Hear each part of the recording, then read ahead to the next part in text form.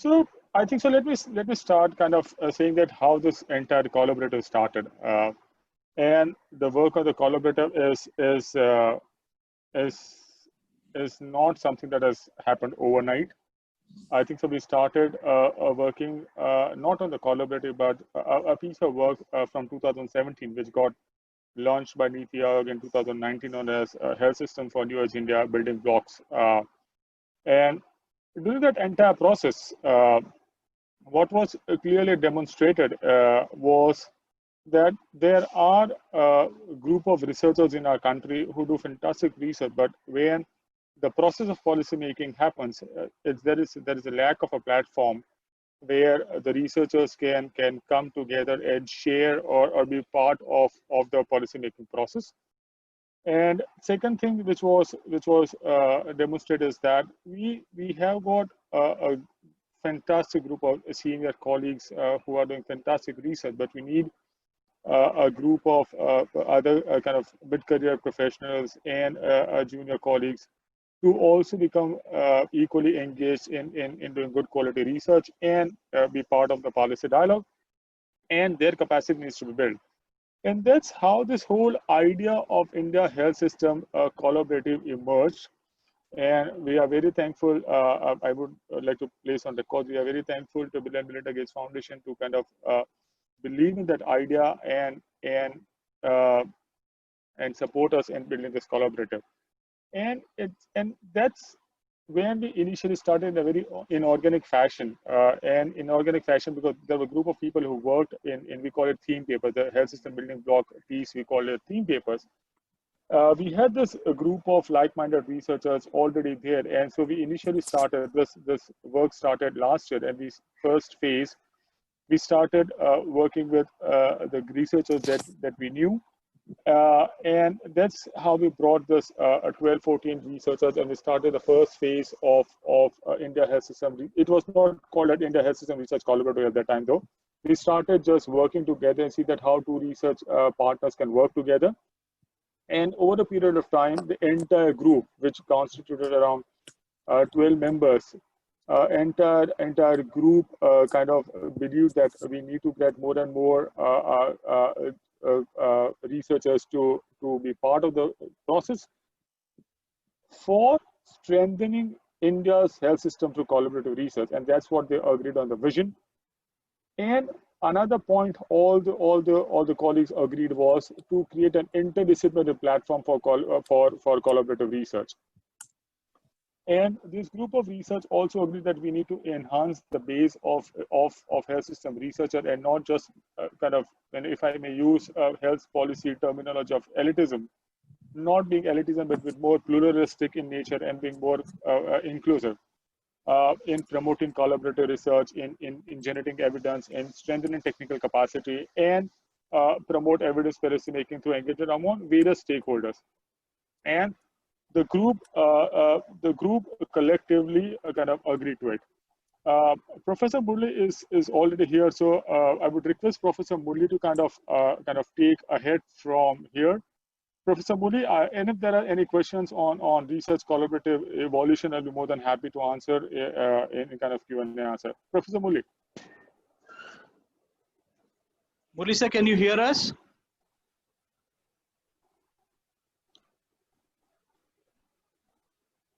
Professor Muralidharan, can you hear us? I don't think he can hear us. We can see you. Yeah, Maulik, you can continue. Oh, yeah, sir. We can hear you. I'm not able to hear you. Okay. We will fix that, sir. Maulik, why don't you continue? Please. So the next slide, please. I can see your PPT and Maulik speaking. I'm not able to hear you. Sorry. Sir, then we... Murali, can you hear me? Very feebly, very feebly. Then go ahead and start, continue with what Maulik was saying. Okay, so yeah. We can hear you well. Feebly. So, yeah, Murali sir, you can speak and we can all hear you very well. You can speak, you can share your thoughts, and we can pitch in wherever required. Yeah, I can hear you this much, asking me to speak extremely feeble. I put the phone into my ears, literally. Okay. Please, But we So can hear you welcome well, and sir. We can hear yeah, you well. yeah, Please speak. Yeah. yeah. Good morning, and I'm extremely delighted to be part of this webinar today and inauguration of this consortium collaborative. This is first of its kind in India, coming together of people working on health sector across the country. I would like to congratulate all the members who have been together, particularly the team working from Delhi. The initiative began about 2 years ago, and extremely glad to be here that this collaborative is being inaugurated today. The overarching mission or vision is that all of us have the urge, being a researcher, all of us have the urge to contribute to strengthening the health system through our own um, research. Particularly those of us working in the area of public policy, the urge is to how to contribute to strengthening the health sector through our research. But then that also requires that our own capacity is enhanced in order to be able to contribute through our research in strengthening health systems. But then it goes one more step that I alone or individual scholars can do so much, but we can do a lot more if we collaborate with each other. So that's the overarching objective, that through collaborative work, how do we contribute is to strengthening health system. Strengthening health system also means strengthening our research capacity to be able to contribute in a way that will strengthen health system.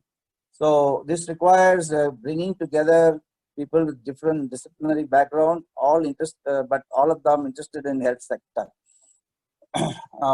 They can come from allied social sector or other sectors, but with a view to building the national health systems.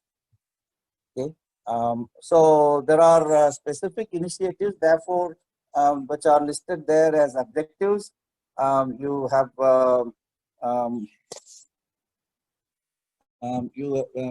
effort will be made through this call for proposal to bring together researchers working in different institutions, small or big, but who would like to work with others, with a view to generate evidence that are essential from the policymakers' point of view. Okay, so the list of topics that you have, about which our colleague Venkat also will talk about, are all arrived at after a lot of deliberations with various stakeholders. So we believe these are the issues, and there are many more issues that on which we need empirical research.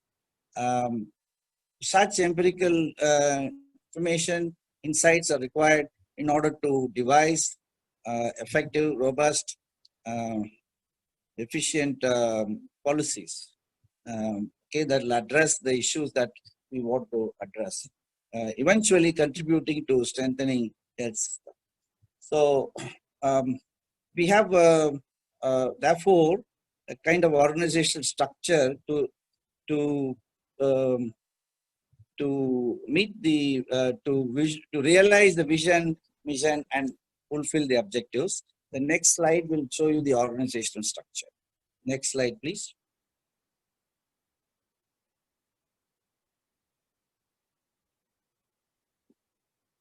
Next slide.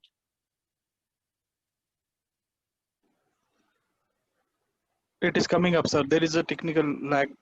It is coming up. Yeah. Here you see the overarching kind of organizational support we have. We have a secretariat which is working in the Delhi. I start from that corner where the secretariat is placed, and because they do they do, as they have done in the past, enormous amount of work with the team leader and their associates. But broadly speaking, we have a board of directors, and who are called. Then we have advisory boards members, These are people nominated by the board. These are board of directors.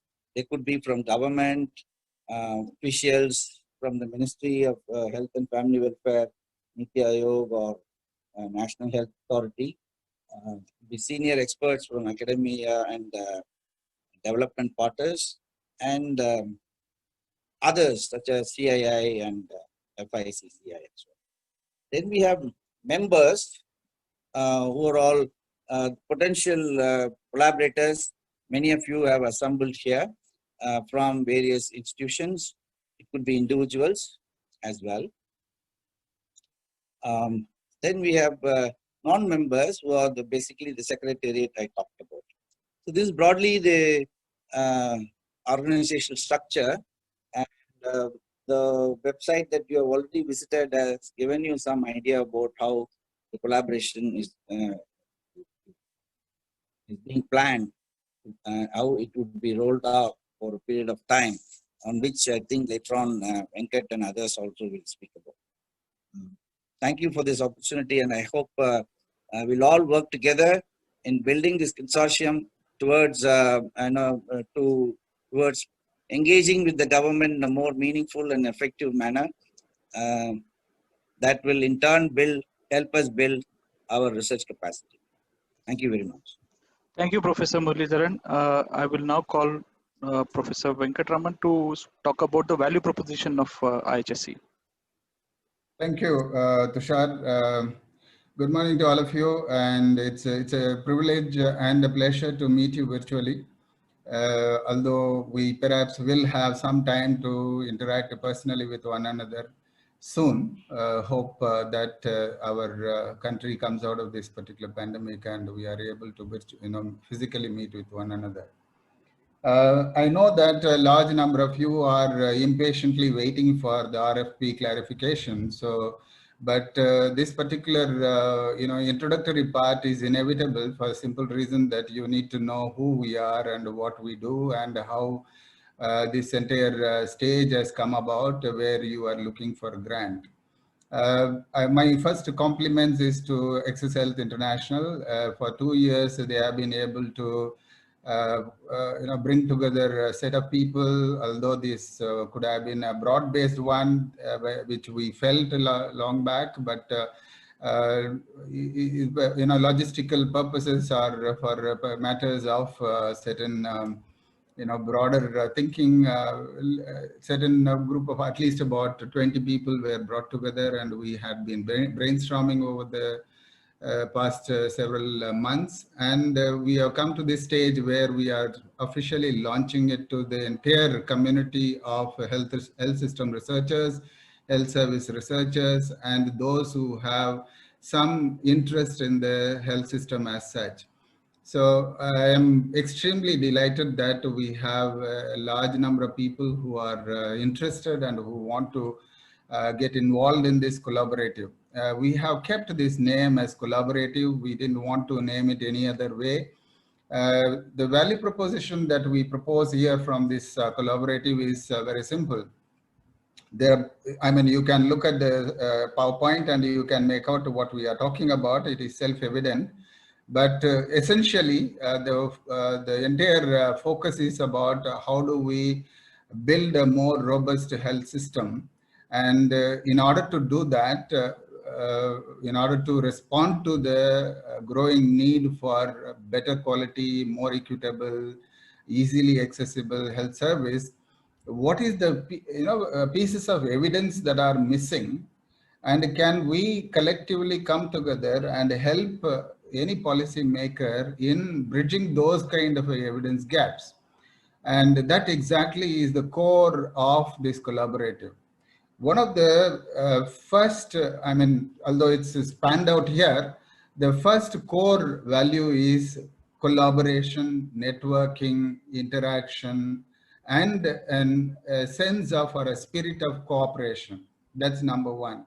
Number two is evidence. Can we generate as much evidence as possible?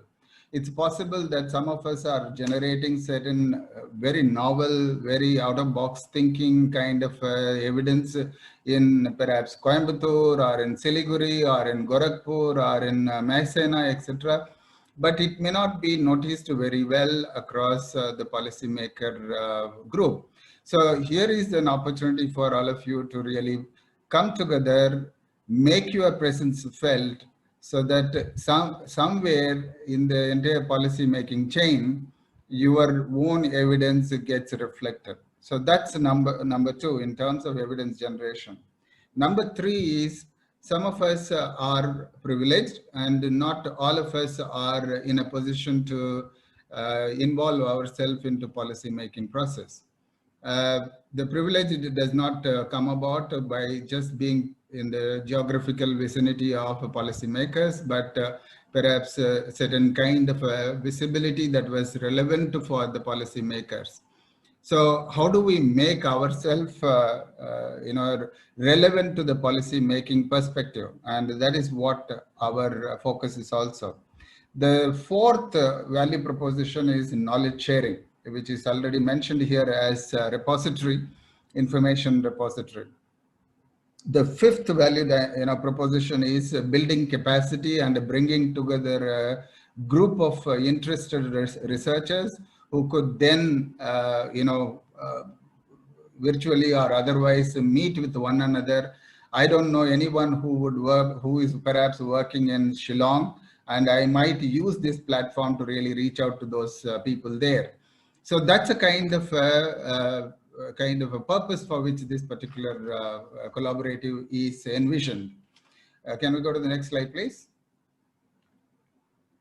Now, whenever we talk about any kind of research, I am one who comes from an academic background, but I always desisted from, I always had this sense that why academics alone should be contributing to any kind of a policy discourse, why we should be only talking about the so-called health system research from our point of view. Why not have a broader, more inclusive people who can come and contribute? For example, CII may be coming out with a certain report which may be very relevant for some of us to really critique, or some of us to do a little more research. Some of us may even want to take it up further into field level evidence. So why not bring all the stakeholders who have an interest in improving the country's health system and developing a more robust healthcare system, whether they are private people, whether they are government people, whether they are CSR foundations, whether they are industry bodies, whether there are development partners. So the collaborative for the first time in this country is opening up to even digital health entrepreneurs, if you were to say. So we have kept this forum to this collaborative to anybody who has certain kind of research capacity, research interest, research evidence that is very useful for improving the country's health system. Can we go to the next slide, please? Yes, I just spoke about only the vision, but let's see what are the activities that we propose to engage. These activities are not new to you, but what we are trying to really propose is that can we bring out policy briefs? If they are extremely useful to certain kind of groups, a certain set of decision makers, can we bring out policy briefs, research papers that are most relevant to the bureaucrats or the think tanks or places like Niti Aayog, etc. The second, of course, the research studies that you are going to discuss much more in the next half an hour or maybe 40 minutes. So the research studies, the first series of studies has been undertaken by senior people. And now the next round of research studies that we expect a larger participation from a wider spectrum of institutions and individuals. The third objective is in terms of capacity building. Now, you would be wondering why is this term repeatedly being used as a capacity building. I think some of us are doing health service research and not necessarily health system research. Some of us have certain kind of liking for certain specific area, can we use that very silo level of research in terms of connecting it to the health system as such? So how do we get to some of the budding researchers who have certain interest in the health sector, but they don't know the wherewithal for that? So this particular forum gives that opportunity for bringing together all the mid-level and junior level, including the PhD scholars, to think that health system research is a long-term perspective for, prospect for them to invest in. So we would also be thinking about having annual conferences where members can come up with their own research papers, exchange ideas, exchange knowledge, exchange collaborative perspectives or possible opportunities for them to work together. The next slide, please. Yeah, these benefits are, panned out here, but my, my one take on many of these benefits are in terms of getting research grants. I think a lot of us struggle in the initial years to find out what will be the most appropriate place where one can get some kind of research grant. This collaborative allows you to, at this juncture, we have at least identified 12 topics. Maybe the basket of those 12, the shortlisted one today may increase it to a larger number. And soon enough, we might have a very robust, set of agenda, which I believe the government or the Niti Aayog or Ministry of Health would give us a set of agenda items on which we can conduct research. So we can even pull together resources from some of the philanthropists or development partners and try to find out if there are researchers who can take up that agenda and work on it. The second is networking opportunities. I think people we meet up once in a while in conferences, but we express our interest, but beyond that, we don't go further. And here is an opportunity where you have a secretariat which will take care of much of your, collaborative requirements, and you can use this secretariat for hosting or trying to come together and trying to meet up one another, etc. The third is knowledge sharing. I think knowledge sharing is where you can put your own research papers into something like maybe an SSRN kind of a network here. But this is a repository where researchers of all hues can try to share their knowledge to a wider platform. And since it's a more dedicated group of people, so your reach is going to be much more visible to a larger number of people. Capacity building is something, the word capacity building is more than just training alone. We would rather have training plus activities as part of our capacity building, not just only the researchers alone, but if tomorrow government officials, district medical officers would like to have some knowledge about health economics, maybe we can have regional chapters which can then prepare a course which is meant for a particular set of state governments at the regional level. And the last one, which is the most important one, is in terms of policy participation. So here is an opportunity for you to really think what the government may like to listen, or if they wish to listen to you, here is a platform for you to be heard.